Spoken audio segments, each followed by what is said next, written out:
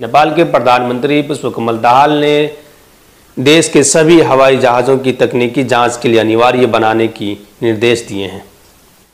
अस्सलामु अलैकुम वरहमतुल्लाह। आप सबका खुशामदीद है और आप देख रहे हैं वर्ल्ड न्यूज़। में हूँ आपके साथ आलम मंसूरी।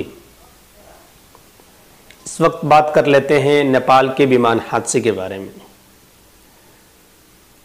नेपाल विमान हादसे में को पायलट रही अंजू की कहानी और भी ज़्यादा दर्दनाक है। इस विमान में क्रू मेंबर समेत कुल 72 लोग सवार थे। नेपाल के अधिकारी मान रहे हैं कि इनमें कोई भी जिंदा नहीं बच पाया है। अब तक 69 लोगों के शव मिल चुके हैं। इस हादसे में मरने वालों में 5 भारतीय भी हैं। हादसे की जांच के लिए एक 5 सदस्यीय टीम बनाई गई है। ये टीम विमान क्रैश होने के कारणों की जानकारी करेगा।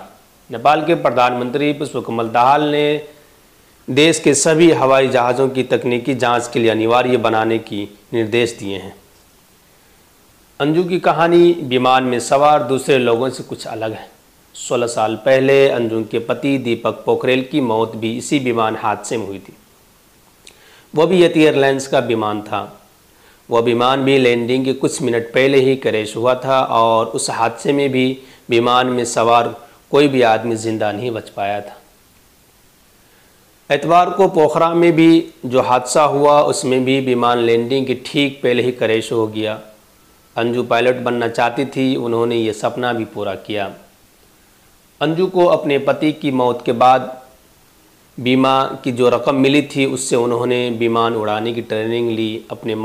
अपने पति की मौत के बाद अंजू ने अमेरिका में पायलट की शिक्षा और ट्रेनिंग ली थी। उन्होंने 12वीं तक भारत में पढ़ाई की थी।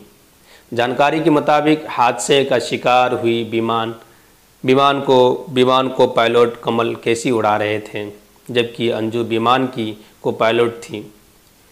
अंजू को करीब 100 घंटे की विमान उड़ान का अनुभव था। इसके बाद उन्होंने पायलट का प्रमाण पत्र भी दिया जाना था, लेकिन वक्त को शायद ये मंजूर नहीं था और उसके पहले ही हादसा हो गया, जिसमें अंजू खतीवाड़े की मौत हो गई।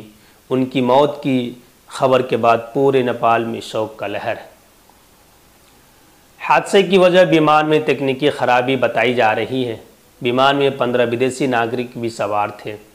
इनमें 5 भारतीय, 4 रूसी, 2 कोरिया के अलावा ऑस्ट्रेलिया, फ्रांस, अर्जेंटीना, इजराइल के एक नागरिक थे।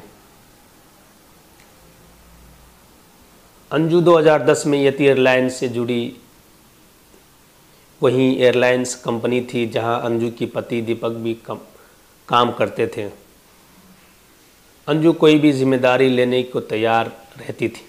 वो पहले भी पोखरा के लिए उड़ान भर चुकी थी। अंजू को उड़ान का लंबा अनुभव था। अंजू 6300 घंटे से ज़्यादा विमान उड़ा। नेपाल में साल 2000 से विमान और हेलीकॉप्टर से जुड़ी दुर्घटनाओं में करीब 350 लोगों की मौत हो चुकी है। दुनिया के सबसे ऊंची पर्वत से 8 नेपाल में है। विमान दुर्घटनाओं के लिहाज से नेपाल को सबसे ज़्यादा खतरे वाले क्षेत्रों में गिना जाता है। बीते साल 30 मई को नेपाल के मुस्तांग में विमान हादसा हुआ। इसमें तारा एयर का DH-6 विमान दुर्घटनाग्रस्त हो गया और विमान में सवार सभी 22 यात्रियों की मौत। साल 2018 में काठमांडू एयरपोर्ट पर बड़ा विमान हादसा हुआ। 13 मार्च को हुए हादसे में 31 में से 50 से ज़्यादा यात्रियों की मौत हो गई। फिलहाल इस अपडेट